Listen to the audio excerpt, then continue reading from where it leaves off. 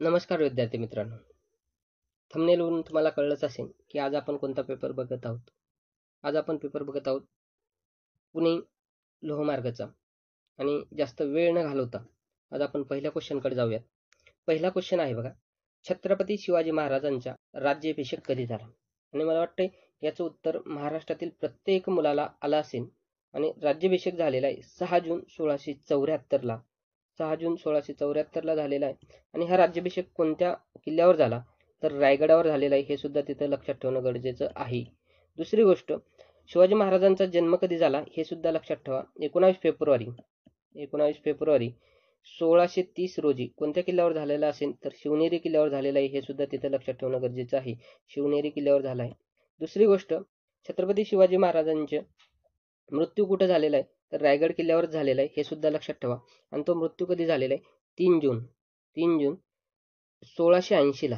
1680ला शिवाजी महाराजांचा मृत्यू झालेला आहे. हे सुद्धा आपल्याला लक्षात ठेवणं गरजेचं आहे. त्यानंतर पुढच्या क्वेश्चनकडे जाऊया. पुढचा क्वेश्चन आहे बघा, शेतकऱ्यांचा असूड हा ग्रंथ कोणाचा आहे? आणि त्याचे पर्याय चेक करा. महात्मा ज्योतिबा फुले, डॉक्टर बाबासाहेब आंबेडकर, विनोबा भावे आणि सावित्रीबाई फुले. तर याचं योग्य उत्तर असणारे महात्मा ज्योतिबा फुले यांचा हा ग्रंथ आहे. महात्मा ज्योतिबा फुले यांचे आणखी काही महत्त्वाचे ग्रंथ आहेत. त्याच्यामध्ये पहिला ग्रंथ गुलामगिरी हा महत्त्वाचा ग्रंथ आहे. हे सुद्धा लक्षात ठेवा, गुलामगिरी. त्यानंतर सार्वजनिक सत्यधर्म हा ग्रंथ सुद्धा खूप महत्त्वाचा आहे त्यांचा. सार्वजनिक सत्यधर्म. त्यानंतर ब्राह्मणांचे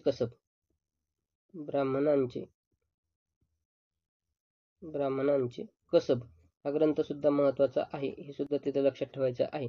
आणि त्यांनी पोवाडे सुद्धा रचलेले आहेत मित्रांनो.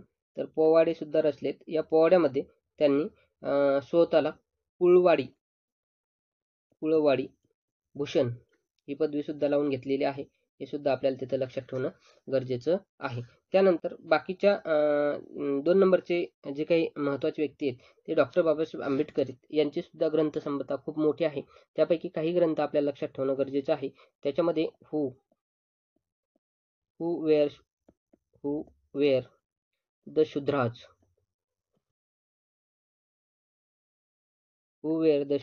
हा ग्रंथ सुद्धा महत्त्वाचा आहे.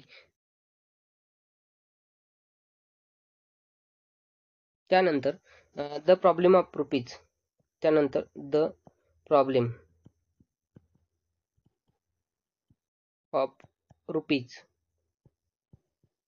हा ग्रंथ सुद्धा त्यांचा महत्त्वाचा आहे.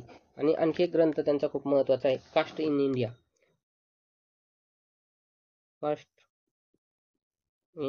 इंडिया हा ग्रंथ सुद्धा त्यांचा महत्त्वाचा आहे. हे सुद्धा तिथं लक्षात ठेवणं गरजेचं आहे. त्यानंतरचे जे काही व्यक्ती आहेत ते विनोबा भावे आहेत. त्यांच्याबद्दलचं सर्वात महत्त्वाचा ग्रंथ लक्षात ठेवायचा आपल्याला, गीताई. कोणता ग्रंथ आहे? गीताई. म्हणजे गीताईचं लेखन कोणी केलेलं आहे? तर विनोबा भावे यांनी केलेलं आहे. त्यानंतर सावित्रीबाई फुले यांचं काव्य फुले असतील. ग्रंथसंपदा ही काव्य फुले. 52 काशी. त्यानंतर सुबोध रत्नाकर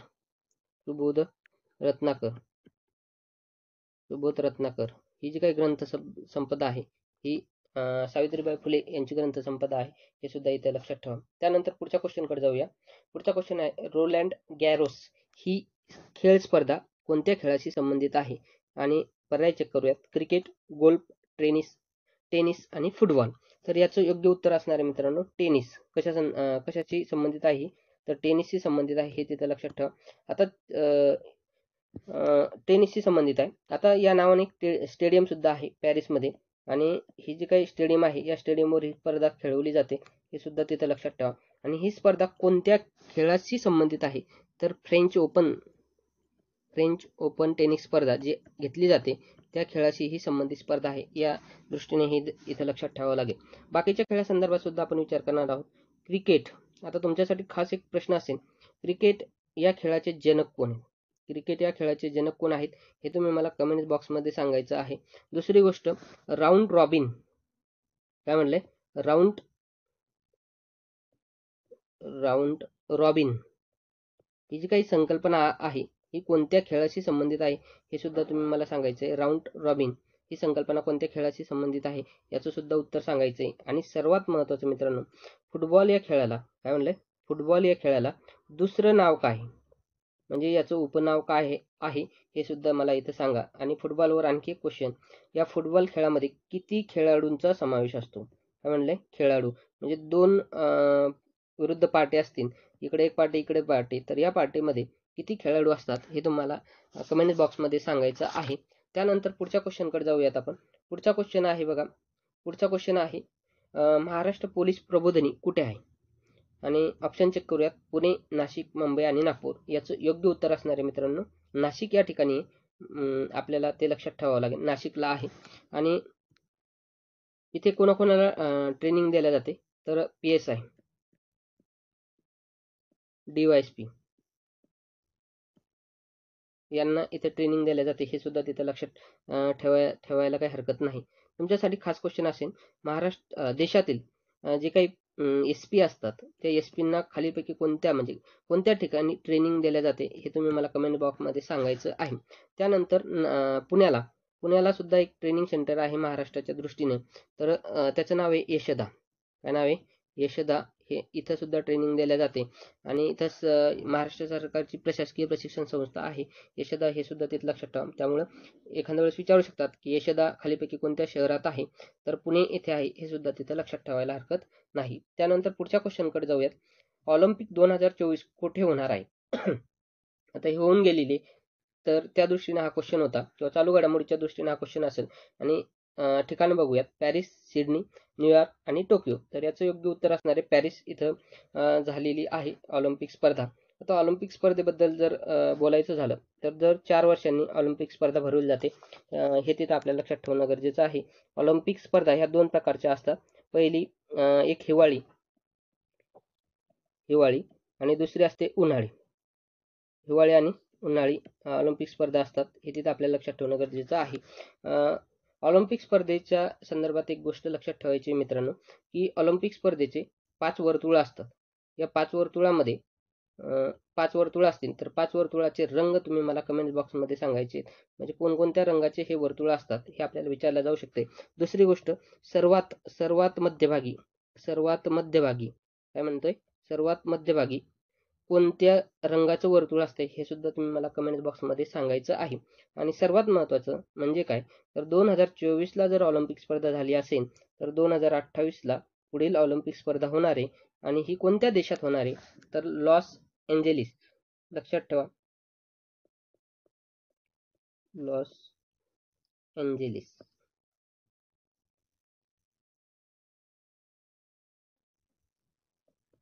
या देशात पार पडणार आहे, हे सुद्धा तिथं लक्षात ठेवावं लागेल. त्यानंतर पुढच्या क्वेश्चनकडे जाऊयात आपण. पुढचा क्वेश्चन बघा, पुढचा क्वेश्चन आहे, जायकवाडी धरण कोणत्या नदीवर आहे? आणि मला वाटते पोलीस भरती करणारा नव्हे, तर स्पर्धा परीक्षा करणारा कोणत्याही विद्यार्थ्याला या क्वेश्चनचा आन्सर येईलच. आणि त्याचं योग्य उत्तर काय असणार आहे, तर गोदावरी नदी हे असणार आहे, हे तिथं आपल्याला लक्षात ठेवावं लागेल. आता या धरणाबद्दल जर बोलायचं झालं, तर सर्वप्रथम जायकवाडी गाव कुठे आहे जर विचारलं, तर बीड जिल्ह्यात आहे, हे तिथं लक्षात ठेवा. बीड जिल्ह्यामध्ये आहे हे गाव. मात्र धरण कुठं आहे, तर छत्रपती संभाजीनगर या जिल्ह्यात आहे. कोणत्या जिल्ह्यात आहे? छत्रपती संभाजीनगर या जिल्ह्यात आहे, हे तिथं लक्षात ठेवा. छत्रपती संभाजीनगरमध्ये कुठे आहे, तर पैठण. कुठं आहे, तर पैठण या ठिकाणी हे धरण आहे. आणि या धरणाच्या जलाशयाला काय नाव देण्यात आलेले आहे, तर या धरणाच्या जलाशयाला नाथसागर. काय म्हणतात? नाथसागर असं नाव देण्यात आलेले, हे सुद्धा तिथं लक्षात ठेवणं गरजेचं आहे. दुसरी गोष्ट, बाकीच्या नद्यांच्या संदर्भात सुद्धा आपण माहिती बघूयात.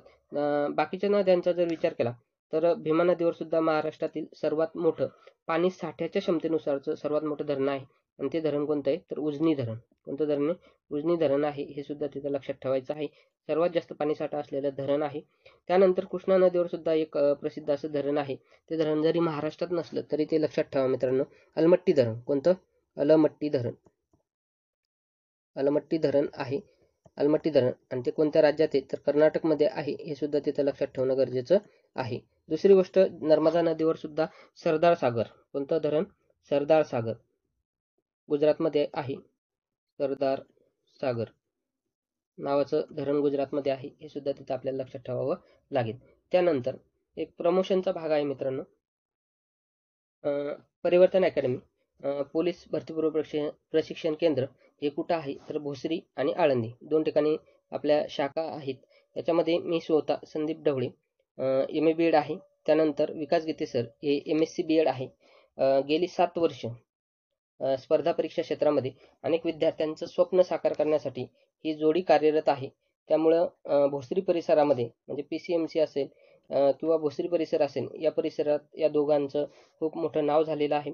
आणि यांचं वैशिष्ट्य म्हणजे काय आहे तर गणित आणि बुद्धिमत्तेसाठी स्वतंत्र स्वरूपाची बॅच असते. याच्यामध्ये ते 3 तासाचं लेक्चर घेतात. म्हणजे लेक्चर 3 तासाचे असतात. याच्यामध्ये गणित बुद्धिमत्ता शिकवली जाते. दुसरी गोष्ट सर्वात महत्त्वाची गोष्ट असेल तर भूमितीचा सुद्धा अभ्यासक्रम आपण पूर्ण करून घेतो.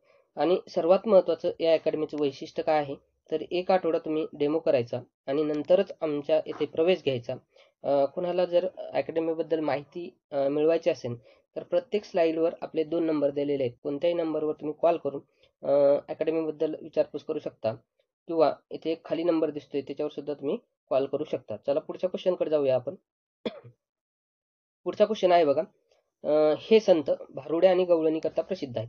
म्हणजे खालीपैकी कोणते संत भारुडे आणि गवळणी करता प्रसिद्ध आहेत हे आपल्याला शोधायचं आहे. तर संत ज्ञानेश्वर महाराज, संत नामदेव महाराज, संत एकनाथ महाराज आणि संत तुकाराम महाराज. तर याचं योग्य उत्तर असणार आहे संत एकनाथ महाराज हे भारुडे आणि गवळणी करता प्रसिद्ध आहेत.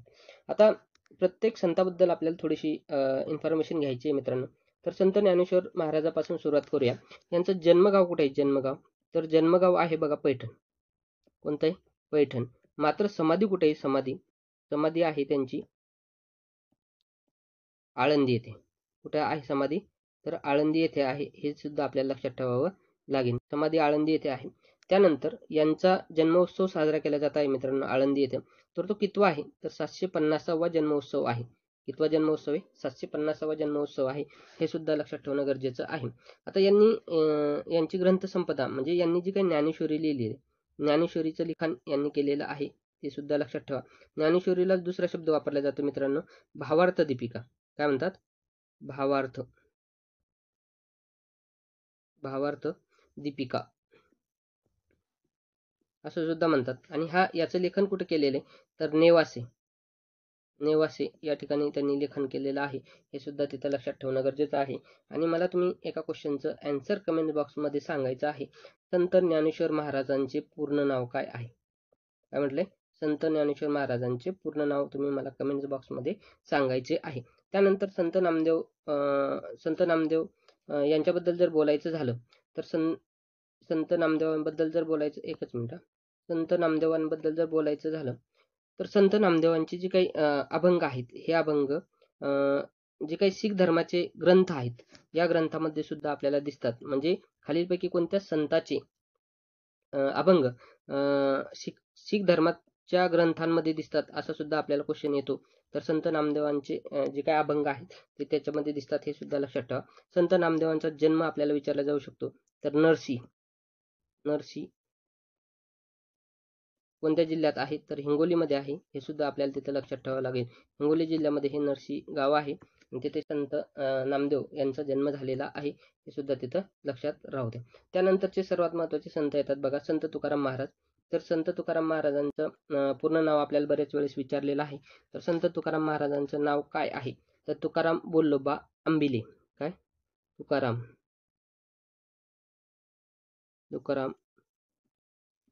बोल्लोबा आंबिले किंवा त्यांचं आडनाव सुद्धा विचारू शकतात. तर आंबिले सुद्धा म्हणायचे आणि मोरे सुद्धा म्हणायचे. हे सुद्धा आपल्याला तिथं लक्षात ठेवावं लागेल. त्यानंतर पुढच्या क्वेश्चनकडे आपण जाऊया. पुढचा क्वेश्चन आहे बघा भारताचे सध्याचे उपराष्ट्रपती कोण आहेत? आणि मला वाटतं या प्रश्नाचं उत्तर तर सर्वांनाच यायला पाहिजेत. तर सध्याचे भारताचे उपराष्ट्रपती आहेत जगदीप धनखड. कोण आहेत? पहिलंच आन्सर त्याचं बरोबर असणार आहे जगदीप धनखड हे त्यांचे पहिलं म्हणजे काय म्हणतात पहिलं पर्याय बरोबर असणार आहे. आता बाकीचे जे काही व्यक्ती आहेत तर हे व्यक्ती सुद्धा महत्वाचे आहेत. तर ओम बिर्ला कोण आहेत? तर जी काही 17वी लोकसभा आहे त्या लोकसभेचे काय ते अध्यक्ष आहेत. हे सुद्धा आपल्याला तिथे लक्षात ठेवणं गरजेचं आहे. ओम बिर्ला कुठले आहेत ते तर ते राजस्थानचे आहेत. हे सुद्धा तिथे लक्षात ठेवा. अमित शहा कोण आहेत? तर अमित शहा देशाचे गृहमंत्री आहेत. हे सुद्धा तिथं लक्षात ठेवा. गृहमंत्री कोण, तर ते सुद्धा. आणि आता हे व्यक्तिमत्व सध्या नाहीये, पण गोपाळ स्वरूप पाठक हे कोण आहेत, तर देशाचे उपराष्ट्रपती राहिलेले व्यक्तिमत्व आहेत. काय, देशाचे उपराष्ट्रपती राहिलेले व्यक्तिमत्व आहेत. हे सुद्धा उपराष्ट्रपती होते, मात्र होऊन गेलेले आहेत. काय झालेले, होऊन गेलेले आहेत. हे सुद्धा आपल्याला तिथं लक्षात ठेवावं लागेल. चला पुढच्या क्वेश्चनकडे जाऊया. चतुर्भुज सुरक्षा संवाद, त्याला काड मंचाच्या खालीलपैकी कोणता देश सदस्य नाही, कोणता देश सदस्य नाही, असा तो क्वेश्चन आहे. तर त्याचं योग्य उत्तर असणार आहे, त्याचं योग्य उत्तर आहे बघा, पर्याय चेक करा. ऑस्ट्रेलिया, जपान, त्यानंतर अमेरिका आणि फ्रान्स. तर त्याचं योग्य उत्तर फ्रान्स असणार आहे. सदस्य नाही म्हटलंय ना, हां, तर फ्रान्स हे त्याचं योग्य उत्तर असणार आहे. मग कोणकोणते देश सदस्य आहेत, तर चेक करा. चतुर्भुज सुरक्षा संवादासंदर्भात 4 देशां मिळून ही संवाद आहे. आणि याचा देश कोण आहेत, तर हे 3 देश ऑलरेडी आहेत. आणि 4था देश कोणता आहे, तर भारत हा असेल. हे तिथं आपल्याला लक्षात ठेवणं गरजेचं आहे. आता याची स्थापना कधी झालेली आहे, तर 2007ला याची स्थापना झालेली आहे.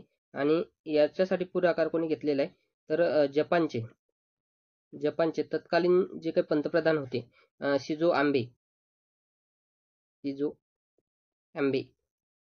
हे जे काही होते, यांनी काय केलेले, पुढाकार घेतलेला आहे. हे तिथं लक्षात ठेवणं आपल्याला गरजेचं आहे.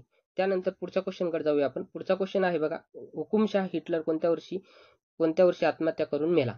आता सरळ सरळ क्वेश्चनच विचारलेले आहेत की बाबा जो काही हिटलर होता हा कोणत्या वर्षी आत्महत्या करून वारलेला आहे. तर त्याचं योग्य उत्तर असणार आहे बघा 1945. त्याचं योग्य उत्तर काय असणार आहे, 1945ला त्याने आत्महत्या केली. हे तिथं आपल्याला लक्षात ठेवणं गरजेचं आहे. म्हणजे 4था पर्याय बरोबर आहे. आता हिटलर कोणत्या देशाचा होता, तर हे सुद्धा आपल्याला माहित असणं गरजेचं आहे. त्यांचा देश कोणता होता, तर जर्मनी. कोणत्या देशाचा होता, जर्मनी. आणि कोणत्या पक्षाच्या बाजूने होता, हे सुद्धा तिथं लक्षात ठेवा, तर नाझी पक्ष. कोणता, नाझी पक्षाच्या बाजूने होता. हे सुद्धा आपल्याला तिथं लक्षात ठेवणं गरजेचं आहे. दुसरी गोष्ट, दुसऱ्या महायुद्धाला सुरुवात झालेली असेल तर या व्यक्तीमुळेच दुसऱ्या महायुद्धाला सुरुवात झालेली आहे. हे सुद्धा आपल्याला तिथं लक्षात ठेवणं गरजेचं आहे. आणि का चर्चेला आलेला व्यक्तिमत्व आहे, तर जर्मनीमधील ज्यू जातीची जी काही जमात होती, या जमातीवर किंवा ज्यू जातीच्या जमातीवर सर्वात जास्त अमानुषपणे अत्याचार करणारे हे व्यक्तिमत्व आहे. हे सुद्धा तिथं लक्षात ठेवणं गरजेचं आहे. आता दुसऱ्या महायुद्धाला सुरुवात झाली म्हणलं तर याचा कालावधी आपल्याला माहीत असणं गरजेचं आहे. दुसऱ्या महायुद्धाचा कालावधी आहे 1939 ते 45 दरम्यान दुसरं महायुद्ध झालेलं होतं. हे सुद्धा तिथं लक्षात ठेवा. दुसरी गोष्ट, पहिलं महायुद्धाचा कालावधी सुद्धा आपल्याला लक्षात ठेवणं गरजेचं आहे. तर पहिल्या महायुद्धाचा कालावधी 1914 ते 1918 दरम्यान दुसरं महायुद्ध झालं होतं. हे तिथं लक्षात ठेवणं गरजेचं आहे. चला पुढच्या क्वेश्चनकडे आपण जाऊया. पुढचा क्वेश्चन आहे बघा, महाराष्ट्र भूषण 2024 हा राज्याचा सर्वोच्च नागरी पुरस्कार कोणाला देण्यात आला. आता उत्तर शोधण्यापूर्वी महाराष्ट्राचा सर्वोच्च नागरी पुरस्कार कोणता, तर याचं उत्तर असणार आहे महाराष्ट्र भूषण. आणि भारताचा सर्वोच्च नागरी पुरस्कार कोणता आहे, तर भारतरत्न आहे. हे सुद्धा तिथे लक्षात ठेवणं गरजेचं आहे. म्हणजे भारताचा सर्वोच्च पुरस्कार कोणता, तर भारतरत्न. आणि महाराष्ट्राचा सर्वोच्च पुरस्कार कोणता, तर महाराष्ट्र भूषण, भारतरत्न. हे तिथे लक्षात ठेवणं गरजेचं आहे. आता याचे पर्याय चेक करूया. अशोक सराफ, प्रमोद महाजन, आप्पासाहेब धर्माधिकारी आणि सचिन तेंडुलकर. तर याचं योग्य उत्तर काय असणार आहे मित्रांनो, याचं योग्य उत्तर असणार आहे प्रमोद महाजन. डॉक्टर प्रमोद महाजन यांना काय दिलेला होता, महाराष्ट्र भूषण पुरस्कार दिलेला होता. हे तिथं आपल्याला लक्षात ठेवणं गरजेचं आहे. आता महाराष्ट्र भूषण पुरस्काराची सुरुवात कधी झालेली आहे, सुरुवात झाली मित्रांनो 1995ला. कधी झालेली, 1995ला. मात्र प्रथम पुरस्कार कधी देण्यात आला, तर 1996ला प्रथम पुरस्कार देण्यात आलेला आहे. आणि कोणाला दिला हे सुद्धा आपल्याला विचारू शकतात. तर पु ल देशपांडे. कोणाला देण्यात आलेला आहे, पु ल देशपांडे. म्हणजे पुरुषोत्तम लक्ष्मण देशपांडे यांना महाराष्ट्राचा पहिला महाराष्ट्र भूषण पुरस्काराने गौरवण्यात आले होते. हे तिथं लक्षात ठेवणं गरजेचं आहे. 2025चा महाराष्ट्र भूषण पुरस्कार कोणाला दिलेला आहे, तर हे नाव मात्र लक्षात ठेवा, राम सुतार. कोणाला, राम सुतार यांना देण्यात आलेला आहे. हे सुद्धा तिथं लक्षात ठेवायचं आहे. आता तुम्ही कमेंट्समध्ये मला सांगायचंय की राम सुतार हे कोणत्या क्षेत्राशी संबंधित आहेत. काय म्हटलंय मी, राम सुतार हे कोणत्या क्षेत्राशी संबंधित व्यक्तिमत्व आहे, हे तुम्ही मला कमेंट बॉक्समध्ये सांगायचं आहे. त्यानंतर आपण पुढच्या क्वेश्चनकडे जाऊयात बघा. पुढचा क्वेश्चन आहे, राष्ट्रीय विज्ञान दिन कोणत्या दिवशी असतो? राष्ट्रीय विज्ञान दिन कोणत्या दिवशी? पर्याय चेक करा एकदा मित्रांनो. 22 फेब्रुवारी, 24 फेब्रुवारी, 26 फेब्रुवारी आणि 28 फेब्रुवारी. तर याचं योग्य उत्तर काय असणार आहे? 28 फेब्रुवारीला 28 फेब्रुवारीला राष्ट्रीय विज्ञान दिन असतो, हे तिथे लक्षात ठेवा. आता 28 फेब्रुवारीला का साजरा करतात? तर 28 फेब्रुवारी 1928 ला 28 फेब्रुवारी 1928 ला रामन इफेक्टचा शोध लागला होता. कशाचा शोध लावला होता? तर रामन इफेक्ट. आणि या शोधाच्या स्मरणार्थ मग 28 फेब्रुवारी हा दिवस काय केला जातोय? राष्ट्रीय विज्ञान दिन घोषित केला जातोय, हे तिथे लक्षात ठेवणं गरजेचं आहे. दुसरी गोष्ट, रामन इफेक्टचा शोध कोणी लावला? तर सी.व्ही. रमन यांनी लावलाय, हे सुद्धा लक्षात राहू द्या. सी.व्ही. रमन यांनी लावलेलं आहे. सी.व्ही. रमन हे भौतिकशास्त्राशी संबंधित व्यक्तिमत्व आहे, हे सुद्धा तिथं लक्षात ठेवा. भौतिकशास्त्र याच्याशी संबंधित व्यक्तिमत्व आहे. आणि तुमच्यासाठी खास क्वेश्चन असेल मित्रांनो परत एक वेळेस, की जागतिक विज्ञान दिन काय म्हणते? जागतिक विज्ञान दिन कधी साजरा केला जातो? जागतिक विज्ञान दिन कधी साजरा केला जातोय? तर याचं आन्सर मला तुम्ही कमेंट्स बॉक्समध्ये सांगायचं आहे. त्यानंतर आपण पुढचा क्वेश्चन बघूया. पुढचा क्वेश्चन आहे बघा.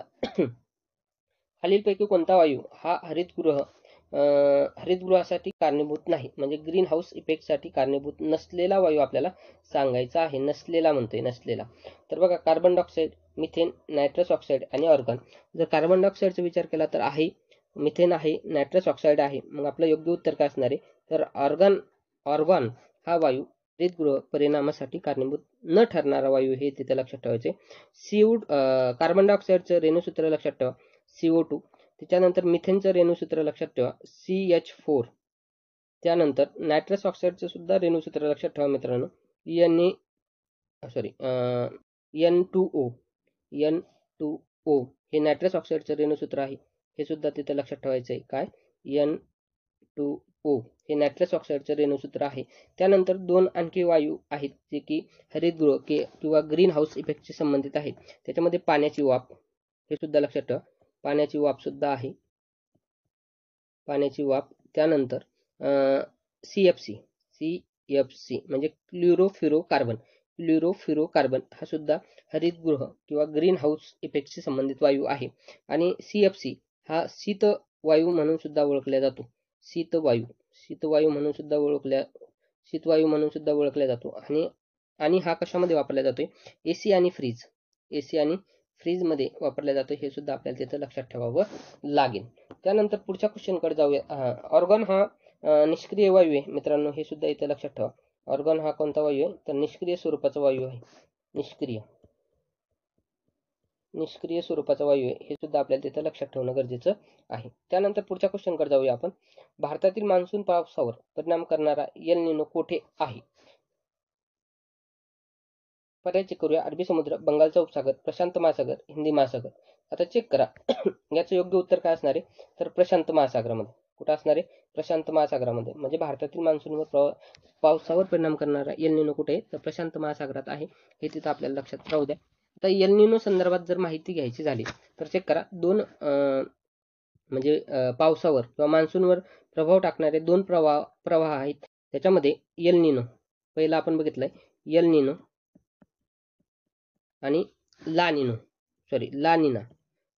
निना हे दोन प्रवाह आहेत. एल निनो आणि ला निना हे दोन प्रवाह आहेत. हे दोन्ही प्रवाह कुठे असतात? तर प्रशांत महासागरातच असतात, हे आपल्याला लक्षात ठेवणं गरजेचं आहे. तर याच्यापैकी एल निनो उष्ण स्वरूपाचा आहे आणि ला निना हा थंड स्वरूपाचा प्रवाह आहे. आणि हे दोन्ही प्रवाह भारतीय मान्सूनवर परिणाम करतात, हे सुद्धा तिथे लक्षात ठेवायचं आहे. आता समुद्र किंवा उपसागराच्या दृष्टीनं किंवा महासागराच्या दृष्टीनं प्रश्न आलाय, म्हणून तुमच्यासाठी एक खास क्वेश्चन असेल बघा, की जगामध्ये काय म्हणलंय? जगामध्ये एकूण किती महासागर आहेत? किती महासागर आहेत हे तुम्ही मला कमेंट्स बॉक्समध्ये सांगा. महासागर आहेत हे कमेंट्स बॉक्समध्ये तुम्ही मला सांगायचं आहे. त्यानंतर पुढच्या क्वेश्चनकडे जाऊया आपण. पुढचा क्वेश्चन आहे बघा. नुकत्याच पार पडलेल्या T20 विश्वचषक क्रिकेट स्पर्धेत किती संघांनी भाग घेतला होता? संघ विचारलेले आहेत आपल्याला, किती संघांनी भाग घेतलेला आहे? तर याचं योग्य उत्तर असणार आहे 20. याचं योग्य उत्तर काय असणार आहे? 20 असणार आहे. हे सुद्धा तिथे लक्षात ठेवायचं आहे. आता नुकत्याच पार पडले म्हणजे कधी झालेली असे नाही तर 2024ला झालेली स्पर्धा आहे ही कोणत्या देशात झाली असं सुद्धा विचारलं जाऊ शकतं. तर ठिकाण पण लक्षात ठेवा, अमेरिका आणि वेस्ट इंडिज. कुठं पार पडलेले? अमेरिका आणि वेस्ट इंडिज. वेस्ट इंडिज इथं पार पडलेली आहे, हे तिथं लक्षात ठेवणं गरजेचं आहे. दुसरी गोष्ट, याच्यामध्ये विजेता संघ कोण आहे? तर विजेता संघ आहे बघा, विजेता भारत. कोणी जिंकलेला आहे? तर भारतानं जिंकलेला आहे, हे सुद्धा तिथं लक्षात ठेवणे गरजेचं आहे. भारतानं कोणाला हरून जिंकलेलं आहे? तर दक्षिण आफ्रिका. कोणाला? दक्षिण आफ्रिकेला हरून जिंकलाय, हे सुद्धा तिथं लक्षात ठेवा. दक्षिण आफ्रिकेला हरवलं आणि जिंकलेला आहे. आता तुमच्यासाठी खास क्वेश्चन असेल 2026ला हा जो काही विश्वचषक होणार आहे म्हणजे T20चा, तर हा कोणत्या देशात होणार आहे हे तुम्ही मला कमेंट बॉक्समध्ये सांगायचं आहे. दुसरी गोष्ट, ही स्पर्धा दर 2 वर्षांनी 2 वर्षाच्या फरकांनी पार पडते, हे सुद्धा तिथं लक्षात ठेवा. म्हणजे 24ला झाली म्हणजे 26ला होणार आहे, हे तिथं लक्षात ठेवा. आणि सर्वात पहिले कधी पार पडलेली आहे? तर 2007ला. कधी पार पडलेली आहे? 2007ला. हे सुद्धा तिथं लक्षात ठेवणं गरजेचं आहे. त्यानंतर पुढच्या क्वेश्चनकडे जाऊयात आपण. नवीन मुख्य फौजदारी कायदे कधीपासून लागू झाले? तर याचं योग्य उत्तर आहे बघा 1 जुलै 2024 पासून. याचं योग्य उत्तर काय असणार आहे? 1 जुलै 2024 पासून लागू झालेले आहेत. हे तिथं सरळ सरळ लक्षात ठेवायला काही हरकत नाही. त्यानंतर पुढच्या क्वेश्चनकडे जाऊयात आपण. नटसम्राट हे प्रसिद्ध नाटक कोणी लिहिले? नटसम्राट हे प्रसिद्ध नाटक कोणी लिहिलेलं आहे? तर याचं योग्य उत्तर असणारे वि. शिरवाडकर. कोणी लिहिलेलं आहे? वि. शिरवाडकर यांनी नटसम्राट हे नाटक लिहिलेलं आहे, हे सुद्धा तिथं लक्षात ठेवायचं आहे. तर बाकीच्या व्यक्तींसंदर्भात माहिती बघूयात. राम गणेश गडकरी यांचं टोपण नाव काय आहे मित्रांनो? तर गोविंदग्रज. काय नाव आहे? गोविंदग्रज. गोविंदग्रज ग्रज हे त्यांचं टोपण नाव आहे, हे सुद्धा तिथं लक्षात ठेवा. यांचे नाटकं कोणकोणते आहेत? तर एकच प्याला. एकच प्याला हे त्यांचं प्रसिद्ध नाटक आहे. त्यानंतर प्रेम संन्यास. प्रेम संन्यास हे सुद्धा त्यांचं प्रसिद्ध नाटक आहे, हे सुद्धा तिथं लक्षात ठेवणं गरजेचं आहे. त्यानंतरचं दुसरं व्यक्तिमत्व आहे बघा. दुसरं व्यक्तिमत्व आहे प्र. के. अत्रे. यांना केशव कुमार या नावानं सुद्धा ओळखले जाते, हे सुद्धा तिथं लक्षात ठेवा. यांचं टोपण नाव केशव कुमार आहे. पूर्ण नाव काय? तर प्रल्हाद केशव अत्रे. प्रल्हाद केशव अत्रे हे काय त्यांचं पूर्ण नाव आहे, हे सुद्धा तिथं लक्षात ठेवणं आपल्याला गरजेचं आहे. आता यांची जी काही ग्रंथसंपदा आहे, ही ग्रंथसंपदा सुद्धा खूप महत्वाची आहे. झेंडूची फुले ही त्यांची ग्रंथसंपदा आहे. आणि त्यांचं आत्मचरित्र सुद्धा बऱ्याच वेळेस विचारलेलं आहे. तर त्यांच्या आत्मचरित्राचं नाव आहे कऱ्हेचे पाणी. कशाचे पाणी? कऱ्हेचे पाणी. हे आत्मचरित्र कोणाचं आहे? तर प्र. के. अत्रे यांचं आहे, हे आपल्याला इथं लक्षात ठेवावं लागेल. बऱ्याच वेळेस क्वेश्चन आलेला आहे मित्रांनो, त्याच्यामुळे ते एक लक्षात ठेवा. दुसरे पुढचे व्यक्तिमत्व आहेत बघा, विश्राम बेडेकर. तर विश्राम बेडेकर यांचं पूर्ण नाव काय? विश्वनाथ चिंतामणी बेडेकर. काय? विश्वनाथ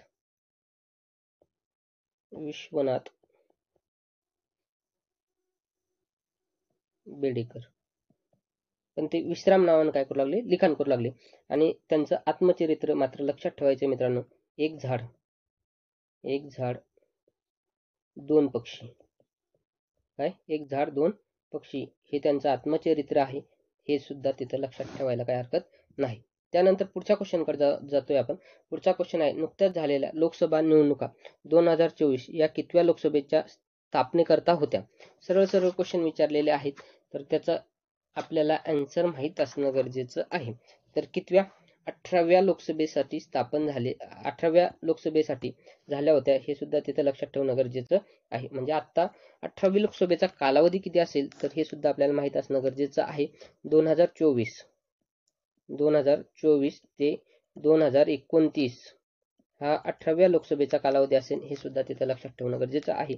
आणि 18व्या लोकसभेनुसार ज्या काही निवडणुका झाल्या आणि लोकसभा अस्तित्वात आली, त्याचे अध्यक्ष कोण आहेत? तर अध्यक्ष आहेत बघा ओम बिर्ला. कोण आहेत अध्यक्ष? ओम बिर्ला हे आहेत, ते आपल्याला लक्षात ठेवावं लागेल. आणि 17व्याचे कोण होते? तर 17व्या लोकसभेचे अध्यक्ष सुद्धा ओम बिर्लाच होते, हे तिथं आपल्याला लक्षात ठेवणं गरजेचं आहे. त्यानंतर पुढच्या क्वेश्चनकडे आपण जातोय. पुढचा क्वेश्चन आहे बघा, स्वातंत्र्यवीर सावरकरांनी खालीलपैकी कोणते पुस्तक लिहिले नाही म्हणतात ते? कोणते पुस्तक लिहिलेले नाही?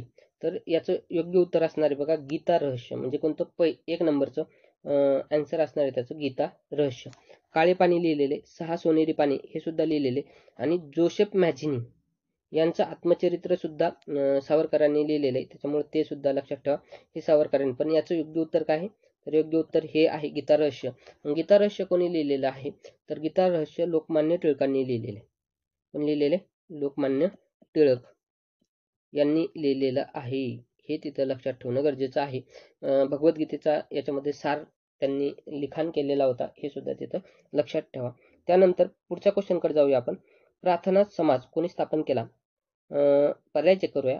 आर.जी. भंडारकर, एम.जी. रानडे, गोपाळकृष्ण गोखले आणि आत्माराम पांडुरंग. तर याचं योग्य उत्तर काय असणार आहे मित्रांनो? आत्माराम पांडुरंग हे याचं योग्य उत्तर असणार आहे. हे सुद्धा तिथं लक्षात ठेवा. आता प्रार्थना समाजाची स्थापना कधी झाली होती? तर 1867 ला. कधी झालेली होती? 1867 ला प्रार्थना समाजाची स्थापना झाली होती. आणि कुठं झाली होती? तर मुंबई या ठिकाणी झालेली होती. कुठे झाली होती? मुंबई या ठिकाणी झालेली होती. हे सुद्धा आपल्याला तिथं लक्षात ठेवावं लागेल. त्यानंतर सत्यशोधक समाज सुद्धा इथं लक्षात ठेवा मित्रांनो. सत्यशोधक समाज. सत्यशोधक समाजाची स्थापना कोण केली होती? तर 1873 ला कोण केली होती? तर महात्मा ज्योतिराव फुले यांनी केली होती. हे सुद्धा तिथं लक्षात ठेवायला काय हरकत नाही. त्यानंतर समृद्धी महामार्ग कोणत्या 2 शहरांना जोडतो? तर हा खूप महत्त्वाचा क्वेश्चन आहे मित्रांनो, बऱ्याच वेळेस विचारलेला क्वेश्चन आहे.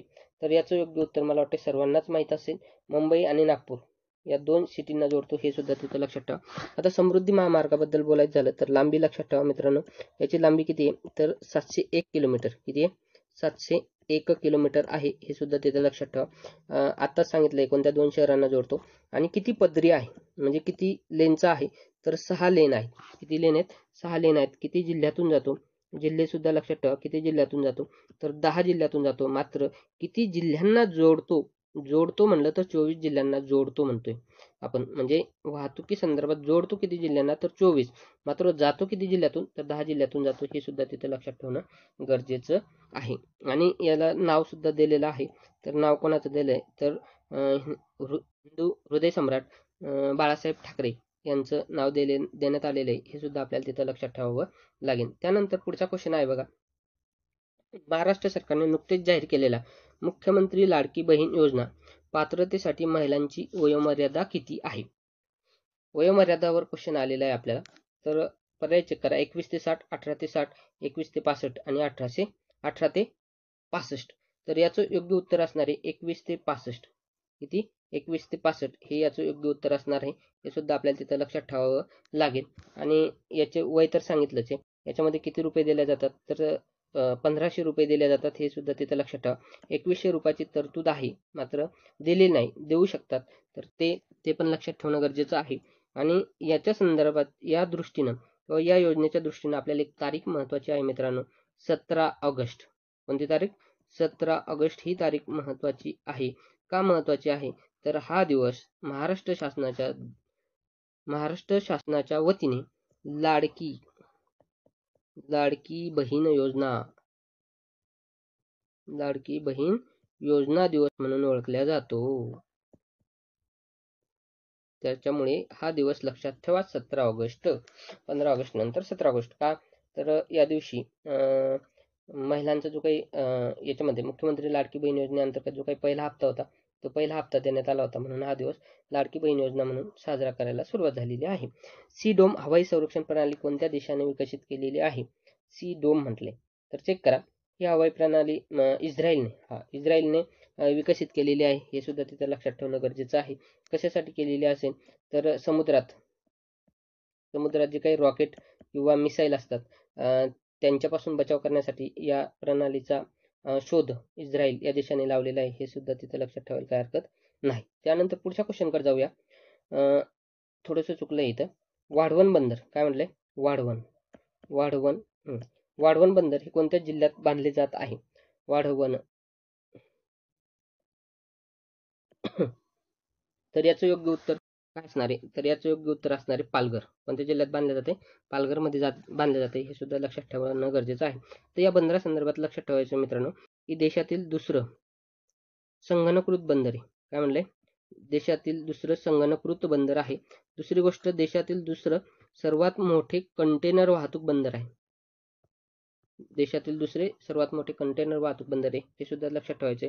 पहिलं संगणकृत बंदर कोणतं, तर JNPT म्हणजे जवाहरलाल नेहरू पोर्ट ट्रस्ट, म्हणजे त्याला आपण नावासेवा असं सुद्धा म्हणतो. नावासेवा हे आहे, हे सुद्धा तिथं लक्षात ठेवा की पहिलं कोणतं आहे, तर नावासेवा किंवा JNPT आहे, सुद्धा तिथं लक्षात ठेवणं गरजेचं आहे. देशातील सर्वात मोठं कंटेनर वाहतूक हे, आणि दुसरं हे संगणकृत पहिलं हे, आणि संगणकृत हे दुसरं हे, त्या दृष्टीनं ते लक्षात ठेवा. चला पुढचा क्वेश्चन बघूया. प्रेमा खांडू हे कोणत्या राज्याचे मुख्यमंत्री आहेत? मला वाटतं तत्कालीन चालू घडामोडीच्या दृष्टीने हा क्वेश्चन असेल, त्याचं उत्तरच माहीत करून घ्या फक्त. अरुणाचल प्रदेशचे ते मुख्यमंत्री होते, हे आपल्याला तिथं लक्षात ठेवावं लागेल. त्यावेळेस निवडणुका झाल्या असतील आणि मंत्री म्हणून त्यांनी शपथ घेतली असेल, तर त्या दृष्टीने हा क्वेश्चन असेल. त्यानंतर पुढचा क्वेश्चन आपल्या दृष्टीने खूप महत्त्वाचा आहे. आनंदवन संस्थेची स्थापना कोणी केली? आनंदवन संस्थेची स्थापना कोणी केलेली आहे? तर मला वाटते सर्वांना या क्वेश्चनचा आन्सर माहीत असायला पाहिजे, ते म्हणजे बाबा आमटे यांनी केलेली आहे. कधी केलेली आहे, तर हे सुद्धा लक्षात ठेवा. 1951ला स्थापना केलेली आहे. कुठं केलेली आहे, किंवा जिल्हा आपल्याला विचारू शकतात, तर जिल्हा आहे चंद्रपूर. कोणता जिल्हा आहे? चंद्रपूर जिल्ह्यात केलेली आहे, हे सुद्धा तिथं लक्षात ठेवणं गरजेचं आहे. आणि कशासाठी केलेली होती, किंवा कोणते पीडित रुग्णांच्या सेवेसाठी, तर कुष्ठरोगाने. कोणत्या रोगाने? कुष्ठरोगाने. जे काही पीडित लोक होते त्यांच्या सेवेसाठी आनंदवन या संस्थेची स्थापना केलेली. रोग सुद्धा लक्षात ठेवा, जिल्हा सुद्धा लक्षात ठेवा मित्रांनो, आणि कोणी केली ते सुद्धा तिथं लक्षात ठेवणं गरजेचं आहे. त्यानंतर संत गाडगेबाबा संदर्भात आपल्याला माहिती घ्यायची असेल, म्हणजे संत गाडगेबाबा यांनी सुद्धा चोखामेळा धर्मशाळा स्थापन केलेली आहे. आणि ही धर्मशाळा कुठे आहे, तर पंढरपूर या ठिकाणी आहे, हे सुद्धा आपल्याला लक्षात ठेवावं लागेल. त्यानंतर पुढच्या क्वेश्चनकडे जाऊया आपण. पुढचा क्वेश्चन आहे, गुगल कंपनीचे CEO चे नाव काय? तर ह्या चालू घडामोडीच्या दृष्टीने क्वेश्चन आहे, त्याच्यामुळे फक्त इथं आन्सर लक्षात ठेवा. गुगलच्या CEOचं नाव काय असेल, तर सुंदर पिचई. काय असणार आहे? सुंदर पिचई किंवा पिचाई हे गुगलच्या CEOचं नाव आहे, हे तिथं लक्षात ठेवणं गरजेचं आहे. आणि दुसरं एक नाव महत्त्वाचं लक्षात ठेवा, सत्या नाडेला हे कोणत्या कंपनीचे आहेत, तर मायक्रोसॉफ्ट. कोणते? मायक्रोसॉफ्ट कंपनी आहे.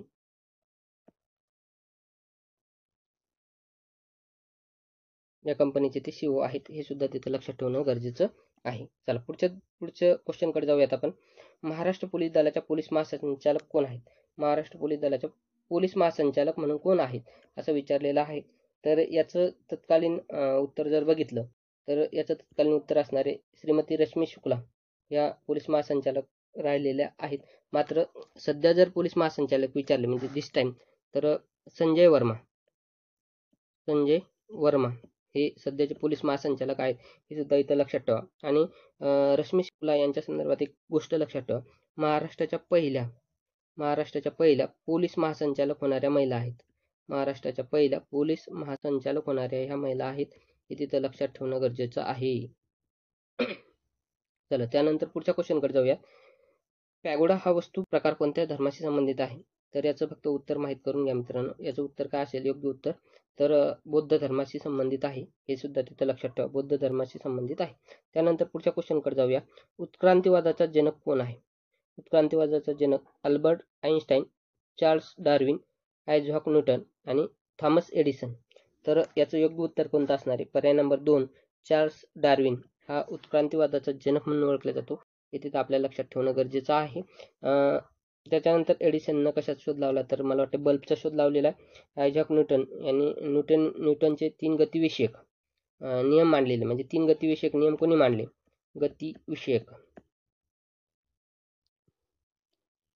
कोणते नियम?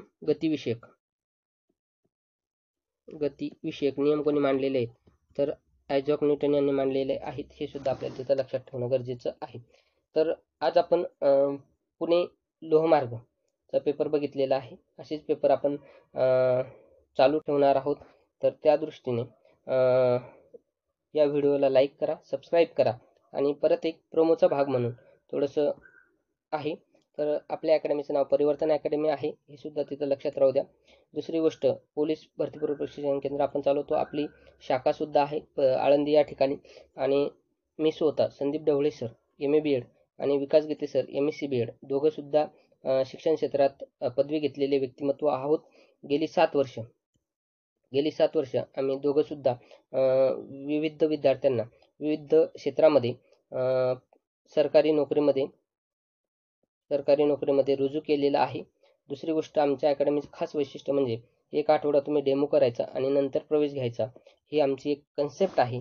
जर कोणत्याही विद्यार्थ्याला इन्क्वायरी करायची असेल, अकॅडमीबद्दल माहिती हवी असेल, तर हे 2 नंबर आहेत. या 2 नंबरपैकी कोणत्याही नंबरवर तुम्ही कॉल करू शकता. पहिली शाखा आपली आळंदी येथे आहे, म्हणजे मेन ब्रँच आळंदीला आहे. आणि शाखा कुठं आहे, मेन ब्रँच भोसरी येथे आहे आणि शाखा कुठं आहे, तर आळंदी येथे आहे. हे सुद्धा तिथं लक्षात ठेवणं गरजेचं आहे. चला, त्या दृष्टीने ॲडमिशन कोणाला करायचं असेल तर संपर्क निश्चित करा. तुम्हाला योग्य पद्धतीने योग्य मार्गदर्शन आमच्याकडून दिलं जाईल, त्याच्यासाठी आम्ही नेहमीच वचनबद्ध राहतो. तर आज आपण हे लेक्चर इथं स्टॉप करतोय.